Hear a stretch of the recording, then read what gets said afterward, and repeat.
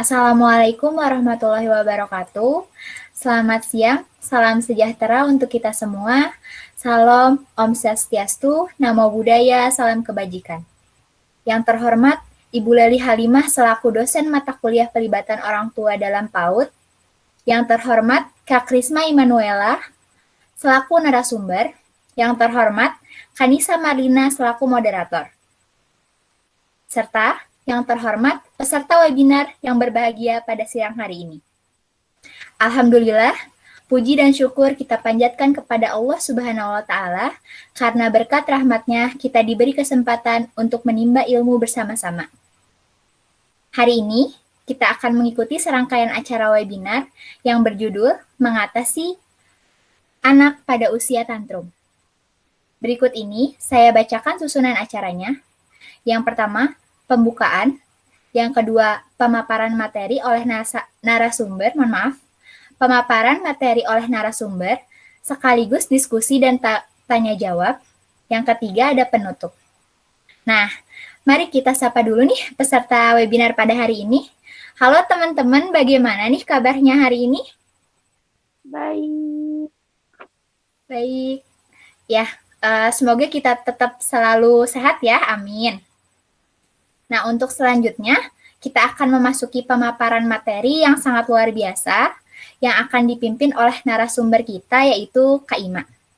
Sebelumnya, izinkan saya untuk memaparkan CV dari moderator kita pada hari ini.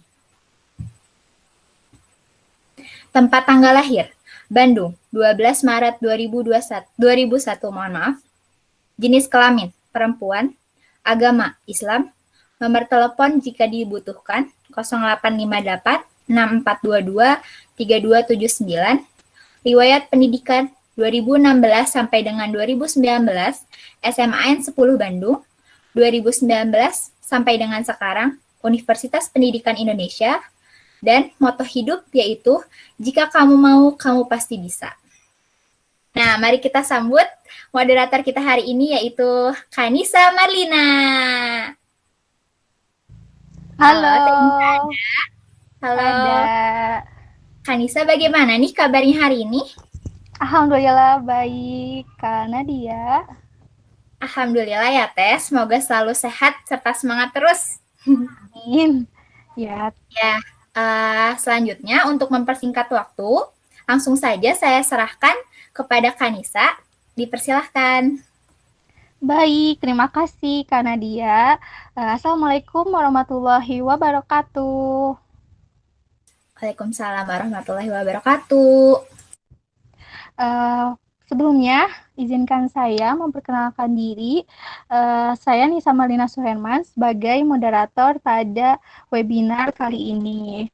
Pada kesempatan kali ini, kita akan mendengarkan materi yang sangat luar biasa dari salah satu mahasiswa UPI Kampus Cibiru, yaitu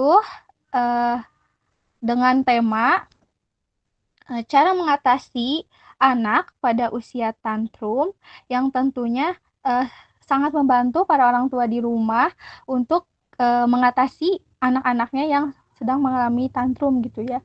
Hadirin sekalian, sebelum kita memulai ke acara pematerian, izinkan saya untuk membacakan CV narasumber kita pada webinar kali ini. Tempat tanggal lahir, Bandung, 30 Desember 2000. Jenis kelamin perempuan, agama Kristen, mohon maaf. Nomor telepon jika dibutuhkan 0815 22 40 50 30. Riwayat pendidikan SMA Santa Maria 3 Cimahi 2016 hingga 2019. Universitas Pendidikan Indonesia Kampus Cibiru 2019 hingga sekarang. Dengan moto hidup is doesn't matter how slowly you go as long as you don't stop.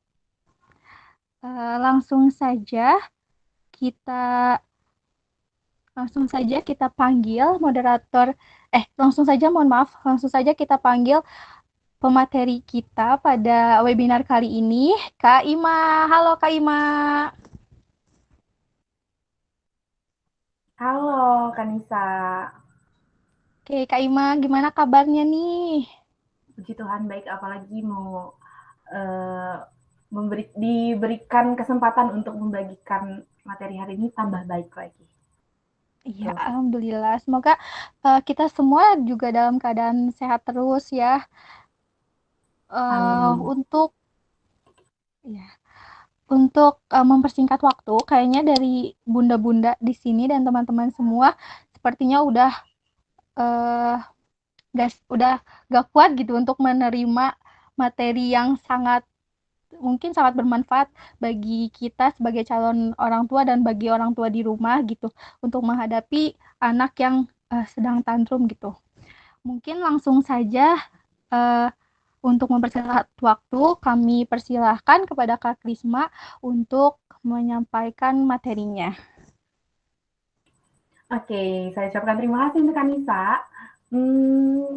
Sepertinya tadi kan saya sudah diperkenalkan sebenarnya, tapi kayaknya kurang lengkap rasanya kalau bukan saya sendiri yang memperkenalkan diri saya sendiri.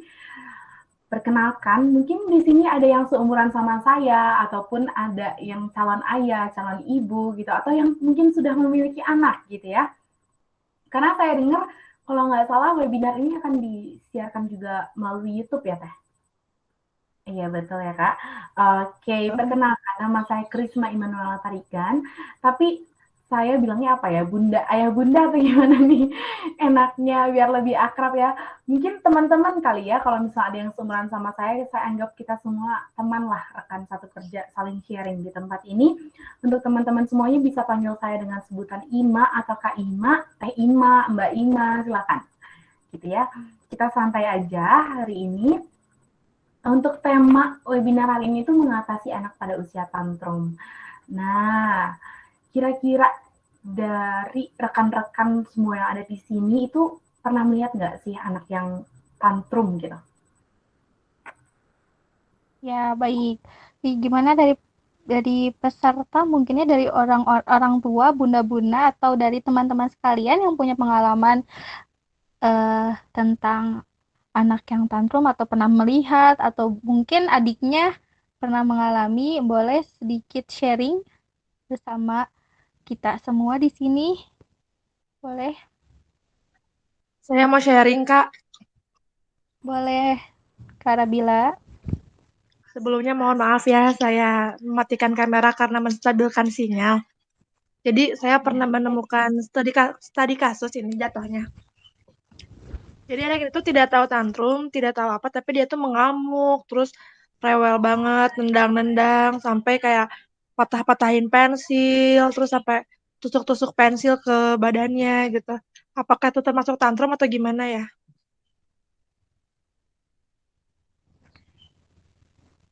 Baik. Mungkin dari Teh Krisma, iya tanggap. Oke, sepertinya itu tuh mungkin salah satu ciri-cirinya kali ya, Karabila. Kita langsung aja yuk, karena tadi udah ada yang sharing nih, kalau ternyata ada yang udah pernah lihat anak-anak yang suka lempar-lempar, patah-patahin barang gitu, itu termasuk nggak sih kepada ciri-ciri usia anak tantrum gitu?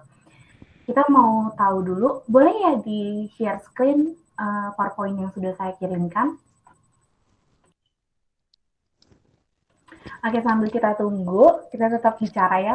Mungkin dari rekan-rekan semuanya juga ada yang pernah lihat anak yang nangis di tempat umum tanpa adanya rasa malu gitu ya.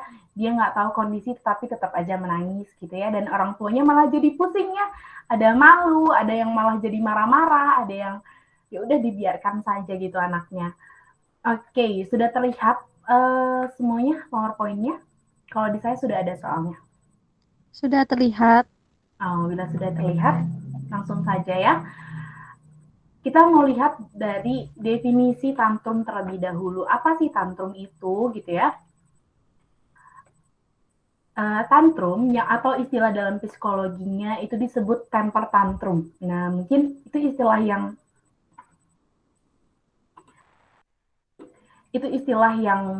asing untuk kita dengarkan ya, apalagi mungkin yang belum punya anak gitu ya, yang masih kuliah seperti saya mungkin agak asing gitu mendengarkan yang namanya istilah temper tantrum. Tantrum itu artinya perilaku marah pada anak-anak, biasanya di usia prasekolah 2-3 tahun gitu. Seperti yang dibilang, perilaku marah pada anak-anak. Perilaku marah berarti itu berkaitan dengan emosi ya. Jadi tantrum itu berkaitan dengan emosi bukan karena mungkin anak itu berkebutuhan khusus atau mungkin anak itu punya seperti penyakit atau apapun, enggak ya, tapi tantrum itu adalah emosi yang setiap orang, setiap manusia itu punya emosi gitu. Anak-anak juga punya emosi, hanya saja mereka tuh bingung cara menyampaikannya, tidak seperti orang dewasa ya, yang bisa menyampaikan saya marah sama kamu, saya nggak suka sama kamu, atau mungkin saya seneng lihat kamu di sini. Kalau anak-anak tuh enggak gitu, mereka tuh masih sedikit gitu ya perbendaharaan kata-katanya, sehingga cara menyampaikan emosinya itu dengan memperlihatkan apa yang sedang dia rasakan. Nah, untuk tantrum sendiri itu adalah emosi negatif yang anak miliki gitu. Karena di setiap emosi itu kan ada positif dan negatif. Kalau untuk tantrum itu adalah emosi negatif yang meluap-luap dari anak gitu ya. Jadi kalau misalnya kita pernah lihat ada anak yang menangis-nangis atau mungkin teriak-teriak, marah-marah gitu ya, itu kemungkinan dia sedang tantrum gitu. Dan seperti tadi itu boleh ya mungkin slide-nya dipindahkan, tadi belum dipindahkan. Ternyata usia tantrum itu bukan hanya untuk anak 2-3 tahun, tetapi di atas usia tersebut juga anak masih bisa mengalami yang namanya tantrum gitu ya, luapan emosi sehingga tidak bisa dikontrol dengan baik gitu oleh anak sendiri. Nah, selanjutnya kita mau lihat nih, apa sih penyebab anak itu terkena tantrum? Boleh mungkin dari operator di next slide-nya.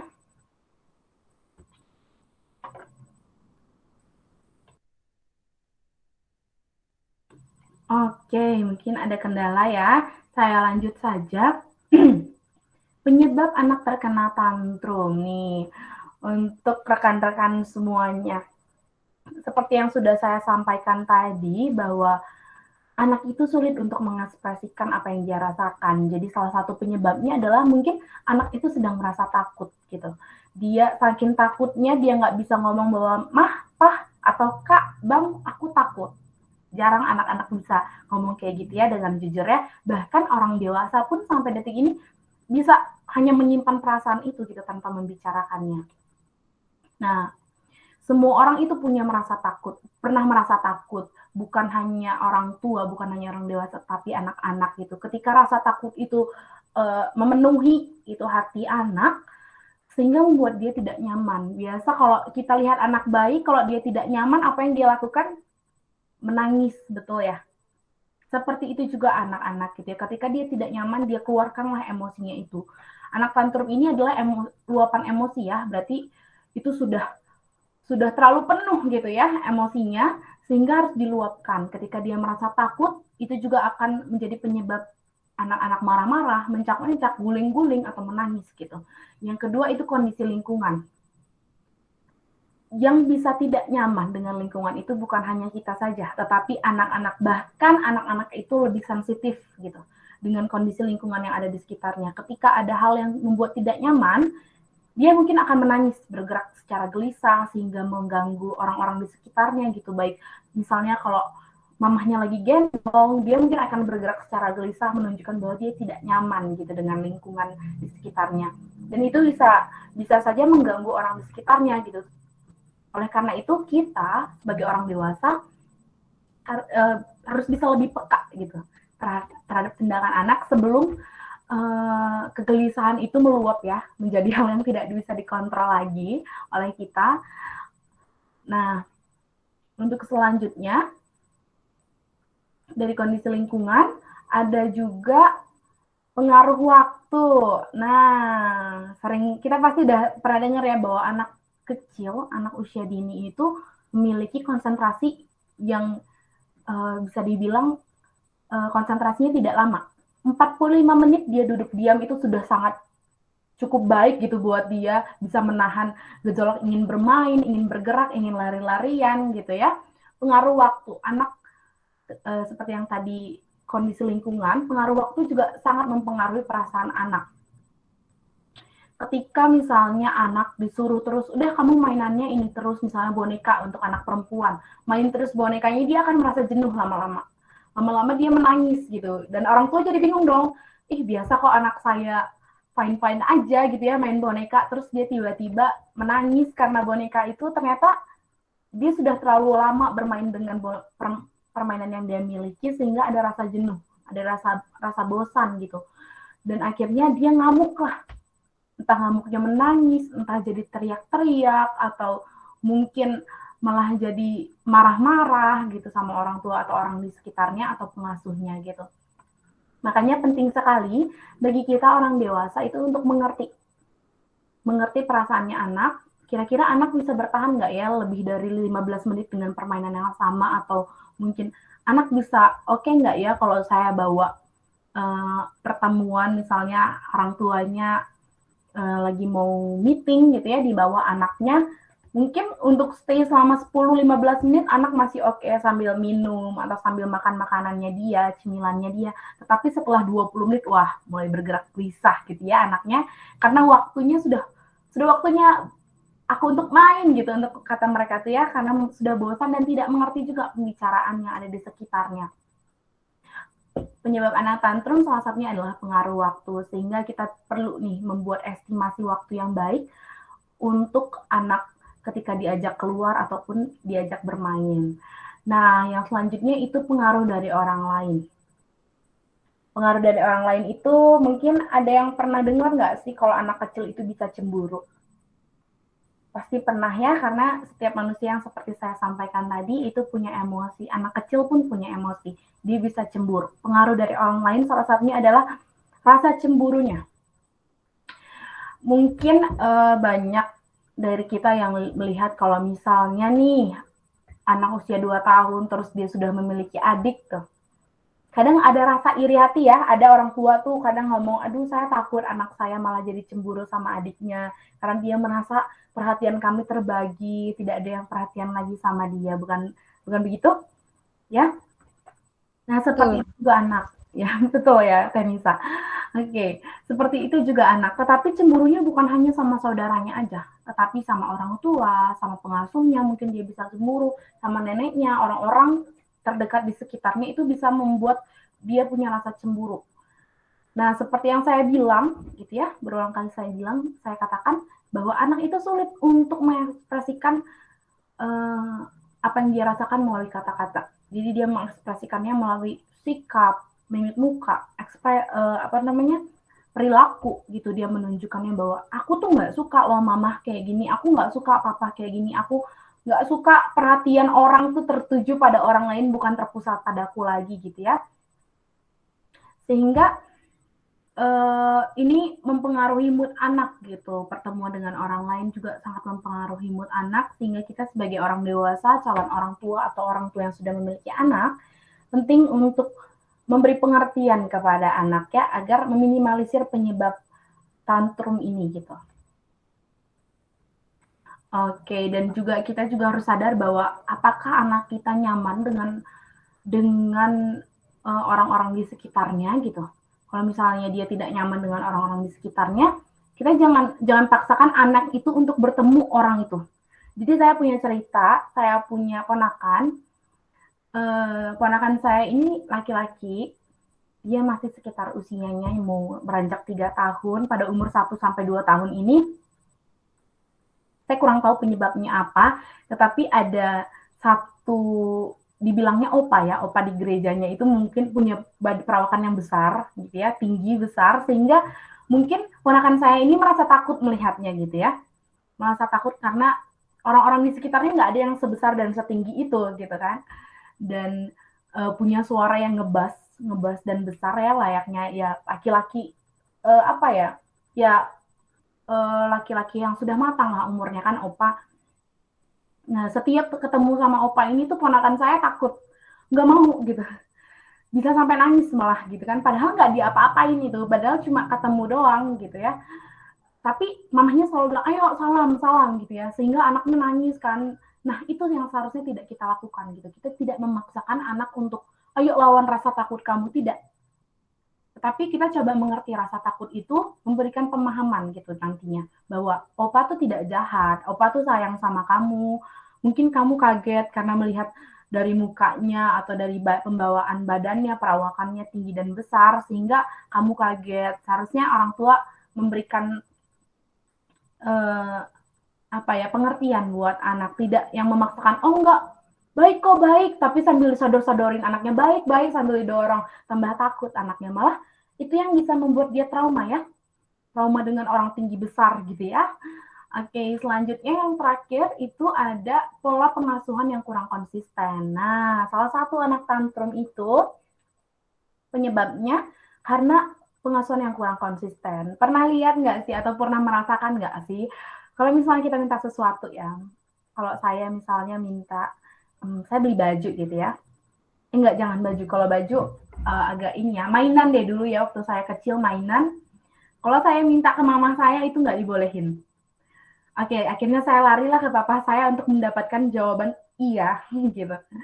Pernah ya orang tua tidak memiliki kekompakan dalam memberikan jawaban kepada anak. Jadi anaknya ini merasa, aduh kalau aku ke mama kayaknya nggak diizinin, ya udah ke papa aja gitu.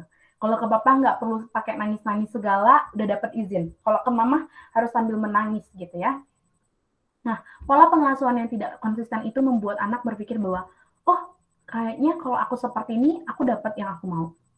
Kalau misalnya aku lari ke papa, aku dapat yang aku mau. Tapi kalau aku nangis di depan mama, aku dapat yang aku mau. Kalau aku guling-gulingan gitu ya, di supermarket ketika mama sedang belanja, aku bakal dapat yang aku mau gitu ya. Nah, itu yang perlu orang tua, calon orang tua seperti kita semua di tempat ini, itu mengerti bahwa pentingnya ada kesamaan pemikiran antara orang tua untuk membesarkan anak gitu. Bukannya hanya ketika menikah saja yang sama, tetapi ketika membesarkan anak itu kita harus punya pemikiran yang sama gitu ya, kekonsistenan pola pengasuhan gitu. Jadi ketika bilang enggak, ya enggak. Ketika bilang iya, ya iya. Sertakan alasannya kenapa. Kenapa boleh, kenapa tidak boleh gitu ya. Nah, seperti yang sudah saya sampaikan tadi, pola pengasuhan itu penting ya. Jadi samakan dulu cara berpikir kita, cara berpikir mama papa, ayah bunda gitu ya kepada anak, agar anak tidak malah bingung gitu ya. Tidak malah bingung, ini boleh nggak sih sebenarnya, ini boleh nggak sih, tapi kok kalau aku seperti ini jadi boleh ya gitu ya. Nah, seperti itu. Selanjutnya itu adalah penyebab-penyebabnya. Sebenarnya masih banyak lagi ya penyebab-penyebab kenapa anak bisa jadi tantrum itu. Tetapi saya rangkum untuk jadi 5 aja gitu ya, sebagai bayangan untuk rekan-rekan semuanya menghadapi atau melihat anak tantrum nanti, entah itu anaknya nanti, atau mungkin sepupu, ponakan gitu ya, orang lain di luar sana, agar bisa gitu ya, setidaknya kita punya gambaran gitu. Nah, bukan hanya dari kondisi-kondisi di atas saja, tetapi ternyata ada loh yang agak sedikit, mungkin kecil atau ringan dibilangnya penyebab anak tantrum itu karena kondisi cuaca. Lucu ya, alasannya karena kondisi cuaca anak bisa tantrum, tetapi ya itu kenyataannya gitu. Ketika anak kepanasan, anak bisa menangis gitu, bisa marah-marah, jadinya aduh semua nggak enak. Ketika kedinginan pun dia seperti itu. Mungkin kalau kedinginan paling dia maunya dipeluk aja kali ya gitu ya, dikasih kehangatan, tapi kalau kepanasan itu bisa menjadi penyebab anak tantrum gitu. Dan selanjutnya, boleh di slide selanjutnya, cara mengatasi anak yang terkena tantrum. Kita udah tahu penyebabnya, kita juga harus tahu dong cara mengatasinya ya. Karena segala sesuatu masalah itu pasti ada jalan keluarnya ya. Oke, cara mengatasinya yang pertama, beri anak ruang. Beri anak ruang untuk meluapkan emosinya. Seperti yang saya sampaikan, setiap manusia itu punya emosi. Tidak hanya orang dewasa, tetapi anak kecil pun memiliki emosi. Kita sebagai orang dewasa perlu kan yang namanya ruang, iya kan? Suka dibilang, aduh aku mau istirahat sebentar, aku mau break sebentar, aku mau berhenti dulu sebentar gitu ya. Anak-anak juga seperti itu, hanya saja dia nggak bisa tuh meminta, mama kasih dong aku ruang gitu. Ya kan? Dia nggak bisa meminta seperti itu, atau nggak, mama papa tolong ngertiin aku dong. Aku tuh lagi nggak nyaman, dia nggak akan seperti itu anak-anaknya. Karena itu kita yang perlu mengerti mereka, kita yang perlu paham mereka. Memang kita tidak bisa sesempurna itu untuk memahami mereka, tetapi tidaknya kita mencoba yang terbaik. Seperti ketika anak mungkin sedang marah atau nangis, kita berikan dia, ya silakan untuk meluapkan emosinya, menyelesaikan emosinya gitu ya. Kita berikan ruang buat anak, tetapi kita tetap dalam pengawasan ya, tetap dalam pengawasan kita agar meminimalisir hal-hal yang tidak diinginkan itu terjadi gitu. Karena anak itu dia tidak mengerti mana yang bahaya, mana yang tidak bahaya buat dia. Buat dia semuanya oke gitu. Di dunia dia semuanya nggak ada yang nggak baik, semuanya baik gitu buat dia.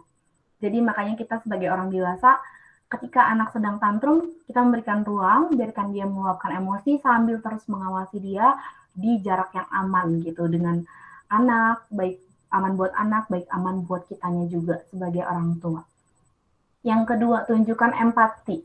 Hindari mengekang balita saat tantrum, apalagi mencubit atau memukul. Berisi kecil, pelukan lembut, sambil membisikkan kata-kata yang menenangkan. Tunjukkan empati. Teman-teman atau rekan-rekan semuanya, anak-anak itu adalah perasa yang paling sensitif gitu. Makhluk yang paling sensitif gitu kalau menurut saya. Kenapa? Karena pernah ada kejadian ya. Itu tandanya dia mengerti perasaan kita. Ada kejadian itu saya waktu itu tuh lagi sedih gitu ya ceritanya, lagi sedih, lagi galau, terus saya punya ponakan yang padahal biasanya kami tuh berantem kerjanya kalau ketemu. Berantem dalam arti nggak pernah akur gitu, saya suka gangguin dia nangis kalau saya gangguin gitu ya. Pokoknya dia nggak suka aja ada di sekitar saya, tapi ketika hari itu dia ulang tahun nih. Dia ulang tahun, saya datang, terus kayak saya lagi nggak mau dengar dekat-dekat dengan kerumunan, saya memisahkan diri saya sendiri gitu ya. Terus dia tiba-tiba datang, dia datang nyamperin saya, duduk di samping saya, dia duduk aja. Terus saya kayak, tumben banget dia mau deket-deket dengan saya ya. Dan di malam itu ketika dia ulang tahun tuh, dia sangat nurut dengan apa yang saya katakan. Saya minta dia duduk di pangkuan saya, dia mau. Saya minta dia duduk di samping saya, dia mau. Jadi ketika itu saya sadar dong, wah ternyata anak kecil itu terpeka terhadap perasaan orang di sekitarnya gitu ya. Begitu juga ketika dia tantrum, kita nunjukin empati sebagai orang tua, kita nunjukin bahwa saya bakal nemenin kamu menyelesaikan masalah kamu, jangan takut gitu. Saya bakal nemenin kamu, ada di samping kamu, selesaikanlah emosi kamu, saya tungguin gitu. Anak itu akan lama-lama kayak dia mungkin melihatnya awalnya masih nangis gitu ya, lama-lama dia akan diam dan melihat gitu ya lingkungan sekitarnya. Wah ternyata ada yang menemani saya nih, ternyata ketika saya emosi seperti ini tuh tidak ditinggalkan oleh orang tua saya gitu. Dan setelah kita tunjukkan empati, mungkin anak kita sudah bilangnya sudah gitu, sudah, ya udah sini, atau mama atau bunda peluk. Ketika kita peluk, kita elus, kita tunjukkanlah love language-nya ya. Siapa yang love language-nya physical touch itu pasti senang banget sih. Rata-rata anak-anak itu, anak usia dini itu love language-nya physical touch sih sejauh ini ya. Mungkin nanti ketika mereka besar love language-nya berubah lagi. Tapi kita tunjukkanlah love language kita melalui sentuhan fisik, serta kita bilang, kenapa? Tadi kenapa? Ada yang adek nggak suka, atau mungkin adek marah gitu. Kita tanya, kita coba memahami perasaan mereka gitu ya. Jangan sampai ketika dia, iya adik itu nggak suka, ketika dia jawab seperti itu, kita malah tertawa, menyepelekan perasaan yang dia rasakan. Jangan sampai seperti itu ya. Karena kita pun orang dewasa ketika kita punya emosi gitu negatif, entah itu perasaan sedih atau marah, ketika orang menyepelekan emosi yang kita rasakan itu, kita pun merasakan kesal kan. Kita bisa menunjukkannya, tetapi anak-anak tidak bisa. Tetapi dia pun merasa tidak suka, merasa tidak dihargai. Jadi mari kita menghargai perasaan emosi yang sedang mereka rasakan gitu. Dan yang ketiga, pastikan anak aman, jauhkan si kecil dari benda-benda yang membahayakan, terutama bila dia berguling-guling di lantai dan memukul-mukul. Nah, anak tantrum tidak kenal tempat, tidak kenal cuaca, hari, lingkungannya gitu. Jadi kita yang sebagai orang dewasa harus prepare nih. Ketika anak misalnya dibawa ke mall kan banyak rak-rak besar ya, tentunya kita harus memperhatikan nih gitu. Kalau anak guling ke sana sini nabrak si raknya, tidak besar kemungkinan raknya itu untuk jatuh ya meskipun tenaganya kecil, tetapi kita nggak tahu keseimbangan rak itu seperti apa. Makanya kita sebagai orang dewasa mungkin di saat itu terjadi, kita harus menghalangi anak untuk guling-gulingan ke sana ke sini, menabrak barang-barang di sekitarnya untuk meminimalisir kecelakaan terjadi ya. Dan ya, seperti yang saya katakan tadi, anak tuh tidak tahu apa yang baik dan buruk buat dia. Jadi kita sebagai orang dewasa, orang tua yang harus mengetahui gitu, yang harus menghindarkan anak dari hal-hal yang berbahaya gitu di sekitarnya, apalagi ketika dia sedang emosional gitu. Dan yang selanjutnya, pahami anak, kenali keinginan dan kebutuhan bila bepergian. Karena yang seperti saya bilang tadi, mungkin lingkungannya tidak nyaman, mungkin orangnya yang dia temui dia tidak suka, gitu. Kita harus pahami kebutuhannya balita. Balita tuh senangnya apa sih? Main, makan. Kalau dia lapar, dia nangis. Kalau dia nggak suka, dia nangis. Kalau dia mau ke toilet, dia nangis. Kita harus paham ya dengan hal-hal seperti itu. Pasti yang calon-calon orang tua ataupun orang tua di rumah itu punya bonding sama anaknya ya, punya hubungan sama anaknya. Jadi ada beberapa hal tuh yang tidak usah dibicarakan, tetapi orang tua tahu. Ada yang uniknya, ketika mungkin anak bayi menangis, orang tua tuh sudah tahu tuh, yang sudah berpengalaman, sudah tahu nih, tangisan ini untuk pipis kah, untuk buang air besar kah, apakah lapar dia, atau dia gerah. Orang tua tuh ada yang sudah tahu kode-kode seperti itu ya. Kalau kita sebagai mahasiswa ataupun anak muda mungkin tidak mengerti ya, ini anak bayi nangis, ini ribut doang gitu ya. Tetapi orang tua biasanya sudah paham gitu. Dan yang terakhir, sabar dan tenang. Jangan memarahi balita saat tantrum. Kalau perlu menjauh sebentar, ya menjauh lah ya. Dan menenangkan diri sebelum menghadapi balita. Nah, menghadapi balita tantrum itu tuh susah-susah, gampangnya karena dia masih anak kecil, masih balita. Susahnya karena dia anak balita, itulah dia jadi susah ya, karena ketika kita memarahi bisa berdampak membuat dia takut gitu. Yang takut itu bisa membuat dia mungkin ada trauma dengan suara besar ataupun dengan hal-hal yang bisa mengkagetkan dia gitu. Makanya kita perlu stok sabar dan stok kesabaran yang banyak, karena ketika anak tantrum itu, apalagi kalau di tempat umum tuh, kita pasti udah malu, udah capek, udah yang semuanya lah gitu ya. Pokoknya kalau bisa tuh anak tuh mengerti apa yang kita rasakan gitu ya, tetapi tidak bisa seperti itu kenyataannya ya. Kita harus sabar menghadapi balita, karena ya gitu, mereka juga sulit menghadapi emosi yang tidak bisa diungkapkan itu gitu. Jadi kita juga perlu ambil waktu, menenangkan diri, seperti yang saya sampaikan tadi, memberikan space buat orang tua dan anak untuk saling memahami lah satu sama lain. Satu, meluapkan perasaan, satu lagi memahami anaknya sedang kenapa gitu saat itu ya, makanya bisa tantrum. Dan setelah itu barulah, ini poin penting, jangan kita menghadapi anak-anak atau maju ke depan anak-anak ketika emosi kita tidak baik. Itu penting banget. Karena ketika emosi yang tidak baik, kita mencoba untuk maju, enggak, saya mengerti anak saya, jadi kita bablas. Padahal kita kondisinya capek di situ ya. Lama-lama kesabarannya menipis dan akhirnya terjadi pertengkaran. Memang anak bisa berhenti menangis, tetapi di dalam hatinya dia merasa, kok saya dimarahin, saya diteriakin kayak gini, malah jadi ketakutan anaknya. Dan itu bisa berdampak dalam jangka waktu yang panjang gitu, berdampak negatif buat anak. Jadi dibandingkan kita mencelakai anak di hatinya, lebih baik kita ambil space sebentar. It's okay ngambil space satu sama lain, nggak apa-apa kok. Semuanya butuh ruang untuk mengatasi emosinya masing-masing. Seperti itu. Mungkin ini sedikit gambaran aja sih. Mungkin lebih lanjutnya kita bisa tanya jawab kali ya, Kanisa ya, supaya mungkin dari rekan-rekan semuanya di rumah itu udah pada kepo nih. Ada banyak-banyak pertanyaan, boleh. Saya kembalikan kepada Kak. Ya, baik. Terima kasih kepada Kak Krisma atas pemaparan materi yang sangat luar biasa. Sekarang kita berikan tepuk tangan yang meriah untuk Teh Krisma atas pemateriannya ya. Dan selanjutnya kami Lanjutkan ke sesi tanya jawab bagi peserta, bagi kakak-kakak semua yang berada di Google Meet ini. Silakan yang ingin bertanya untuk menuliskan di kolom komentar atau mengaktifkan fitur mikrofonnya.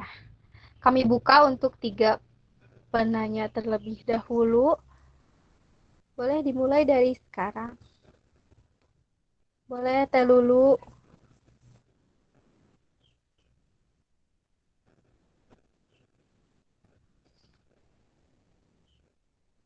Ya.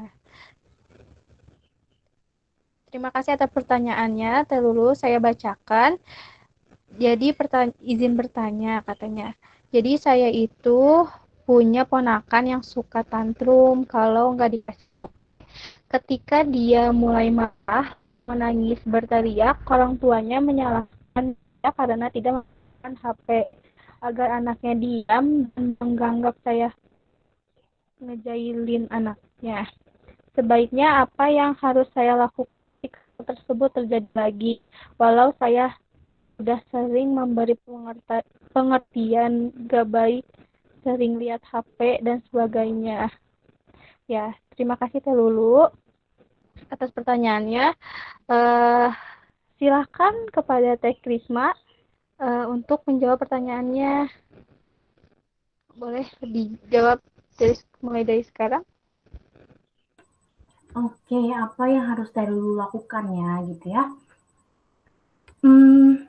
Hal ini tuh sudah menjadi masalah yang cukup lama terjadi ya semenjak adanya perkembangan teknologi, apalagi anak-anak dari usia dini itu sudah mengenal yang namanya handphone, tablet, games online gitu ya. Tidak bisa dipungkiri masalah ini tuh akan terjadi gitu ya. Apa yang harus dilakukan sebaiknya gitu? Untuk orang tua, mungkin mindset orang tua itu tidak bisa diubah dengan mudah ya, tetapi orang tua memang sepertinya harus mengalami sendiri dampak negatif dari HP yang terlalu sering itu ya. Apalagi dampak negatifnya salah satunya itu anak jadi sering marah. Salah satu dia menunjukkan dia merasa kalau nanti dia marah, dia akan dapetin apa yang dia mau. Nah, kalau orang tuanya kompaknya seperti itu, kita kan tidak bisa apa ya bilang ih itu salah gitu ya, nggak bisa kan karena itu bukan anak kita juga. Kalau menurut orang tuanya baik, ya kita mau gimana gitu kan. Tetapi ada yang bisa kita lakukan gitu ya untuk menghindari hal tersebut, untuk menghindari pertengkaran antara Teh Lulu dengan ponakan ataupun Teh Lulu dengan orang tuanya.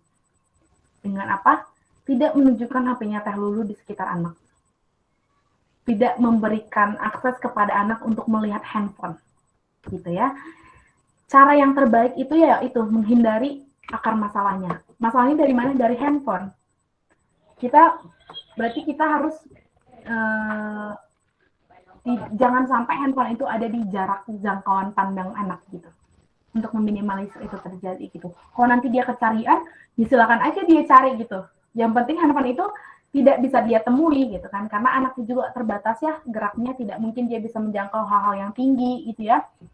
Mungkin kalau lebar dia masih bisa jangkau, tapi hal-hal yang tinggi itu tidak bisa jangkau. Tapi dia tidak boleh tahu tempat di mana kita menyimpan handphone gitu. Karena ketika dia tahu, dia akan meminta pertolongan pada orang lain. Kalau aku minta ini Anda di atas lemari itu di dalam gitu ya, nanti kayak gitu. Jadi kita harus sebaik-baiknya kita menyembunyikan apa yang menjadi akar masalahnya. Kalau HP ya kita sembunyikan HP-nya. Kalau kita mau main HP, ya kita harus siap dengan resiko dia melihat dan akhirnya dia pengen gitu. Jadi mari kita mencegah aja gitu dibandingkan nanti akhirnya bertengkar, hubungan jadi tidak baik ya, tetapi kita juga tetap memberikan memberikan pengertian kepada orang tua bahwa kalau anak terus kecanduan handphone dan dia akhirnya melupakan lingkungan sekitarnya, bahkan dia sekarang jadinya kalau dia nggak dapet dia nangis, itu akan berdampak buruk bagi anak. Gitu. Selain itu juga salah satu membuat dia menjadi egois ya, menumbuhkan rasa egois pada anak sehingga aku bisa menyelesaikannya semuanya dengan tangisan, dengan lapor orang tua gitu. Jadi kita harus ajari anak juga untuk menyelesaikan masalahnya sendiri gitu ya, mengajari, membimbing. bukannya benar-benar melepas anaknya, ya udah selesaikan gitu. Kalau kamu nangis, nangis aja gitu. Enggak. Kita juga kasih pengertian buat anak mungkin dengan cara memberikan mainan gitu ya. Kalau dia tidak punya mainan, mungkin kita berikan mainan yang bisa membuat dia mengalihkan fokusnya dari handphone. Seperti itu Teh Lulu. Ya, baik. Saya izin menambahkan karena saya juga pernah mengalami apa yang dialami Teh Lulu gitu ya. Pada saat itu sama seperti yang Teh Lulu ceritakan gitu, bahwa keponakan saya itu kecanduan handphone gitu, bisa dikatakan seperti itu. Nah, untuk apa ya, untuk menghindari atau untuk meminimalisir, kami sekeluarga itu eh, ada batas waktu megang HP gitu. Jadi kita tidak memegang HP di hadapan anak-anak, keponakan, ketika kita sedang berkumpul. Jadi kalau misalnya kita sedang tidak kumpul, boleh kita main HP di kamar gitu. Namun ketika ada anak-anak, HP-nya langsung kita amankan gitu. Mungkin itu juga bisa jadi cara untuk Teh Lulu dan keluarga untuk mengatasinya gitu. Jadi kalau misalnya ada anak, uh, cepat-cepat HP-nya tidak bermain alat komunikasi gitu, tidak memainkan HP dan sebagainya. Mungkin seperti itu Teh Lulu. Bagaimana? Ada yang masih ingin ditanyakan lagi?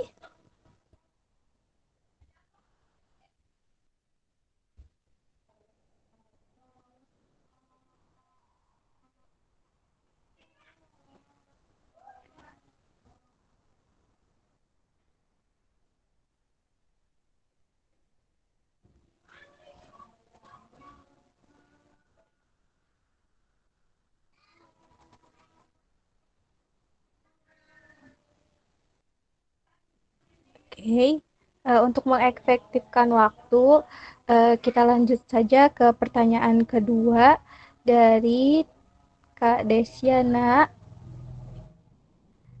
Pertanyaannya, izin bertanya, bagaimana membuat anak yang sedang marah-marah atau menangis kencang atau mengamuk agar mau mendengarkan nasihat atau perkataan dari orang tuanya?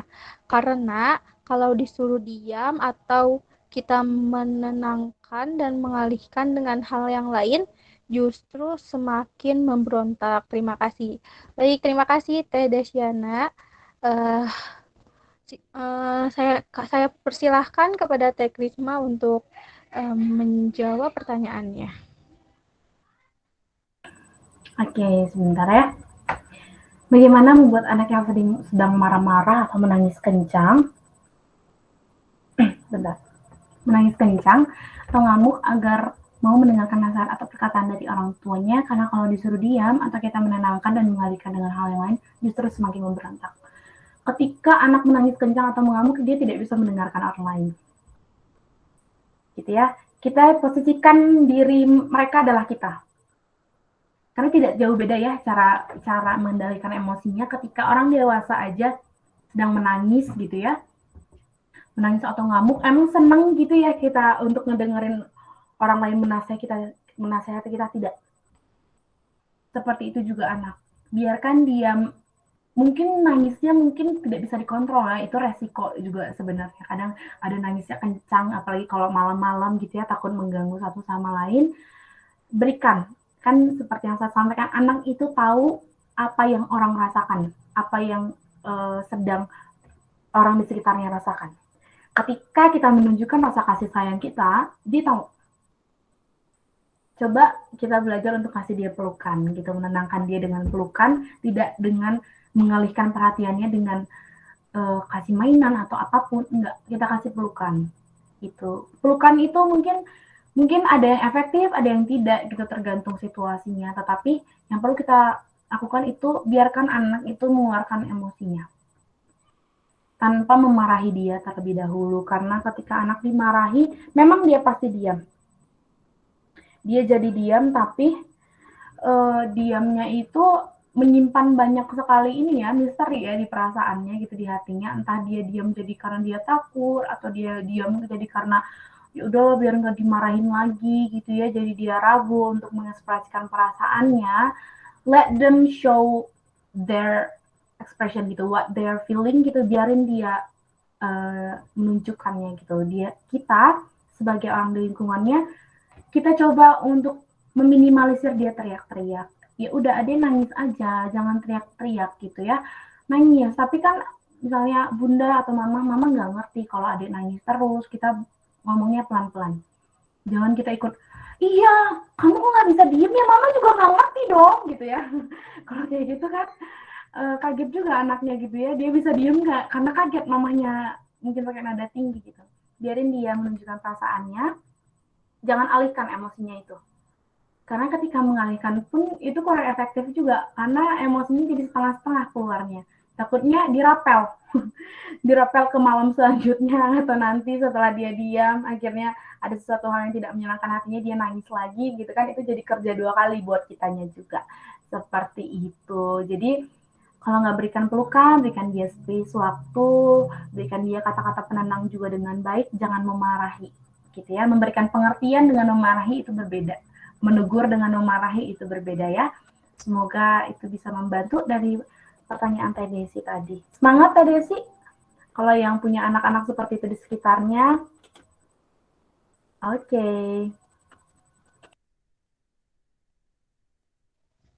Baik, terima kasih Kak Ikrima atas jawabannya. Bagaimana Teh Desi, udah puas dengan jawaban dari Kak Ikrima? Puas. Baik, terima kasih Teh Desi, anak. Karena waktunya sudah habis, kami tutup pertanyaannya hanya dengan 2 penanya saja. Terima kasih kepada penanya yang sudah berpartisipasi aktif dalam kegiatan webinar kali ini. Selanjutnya, saya ucapkan terima kasih juga kepada narasumber kita, Teh Ikrima. Untuk itu, izinkan saya menyampaikan kesimpulan pada webinar kali ini.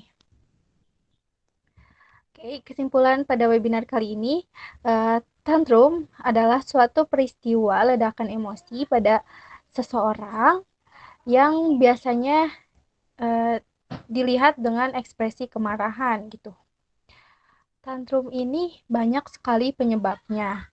Namun bagaimana kita sebagai orang tua dan calon orang tua untuk bisa membangun hubungan yang baik, hubungan erat dengan anak, agar anak bisa saling memahami satu sama lain gitu dengan orang tua. Mungkin sekian yang dapat kami sampaikan. Terima kasih atas partisipasinya. Kami kembalikan ke MC.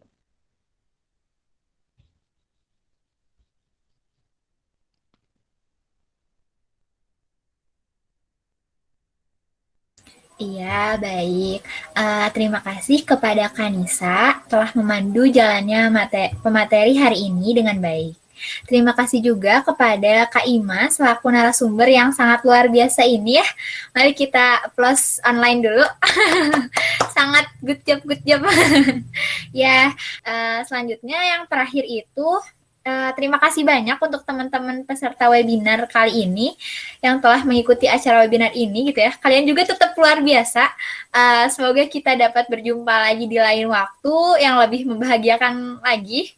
Terus berbekal dari materi di acara webinar kali ini, semoga kita dapat melahirkan banyak kemampuan orang tua untuk dapat mengatasi anak-anak yang tantrum. Amin. Saya mewakili panitia yang bertugas menyampaikan mohon maaf bila ada salah-salah kata serta perbuatan. Akhir kata, terima kasih. Wassalamualaikum warahmatullahi wabarakatuh. Terima kasih. Waalaikumsalam warahmatullahi wabarakatuh. Waalaikumsalam. Terima kasih, Teh. Terima kasih, teteh-teteh, akang-akang.